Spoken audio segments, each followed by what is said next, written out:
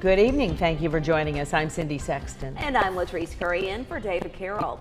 The man charged in a statewide Amber Alert had an attorney appointed today in court. A public defender will represent Matias Martinez, who deputies say took off with 2-year-old Octavia Shaw during a traffic stop. Drivers spotted the pair the next day, leading to the arrest of Martinez. Channel 3's Michelle Herron continues to learn more about how Amber Alerts are issued. You may have received the alert on your phone last week telling you a child was missing and to check with local media. Well, that alert came from Washington, D.C. Today, I found out how an Amber Alert is issued when a child is missing. This is the form local law enforcement agencies are required to fill out when they request an Amber Alert from the TBI. It includes a description of the missing child, suspect, vehicle, and circumstance of the child's disappearance, plus a signature from the sheriff or police chief.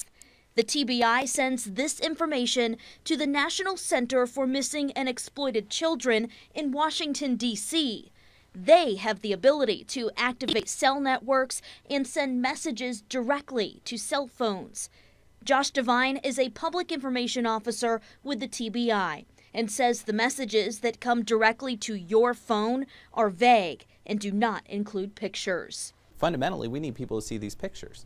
So that's why we're saying, hey, go to your preferred media source, because they're going to have the pictures, they're going to have the information, they're going to have the details that we're not able to send you through this text alert.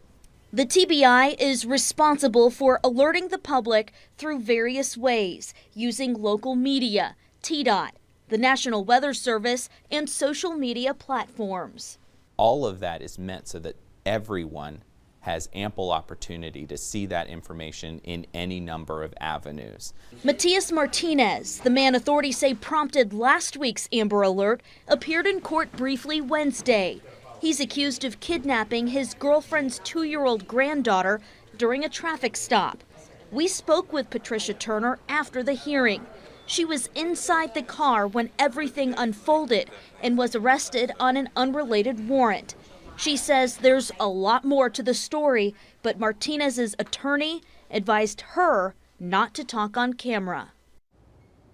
Now, his first hearing for a preliminary hearing is scheduled for June 12th.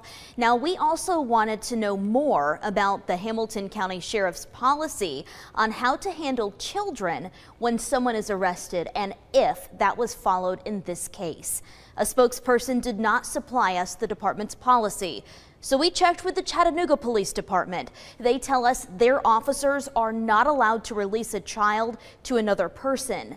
Their policy requires officers to call the Department of Children's Services if a child is left unattended during an arrest, and the worker will decide what is best for the child. It's not clear if the Sheriff's Department follows a similar procedure. In the studio, I'm Michelle Herron, Channel 3 Eyewitness News.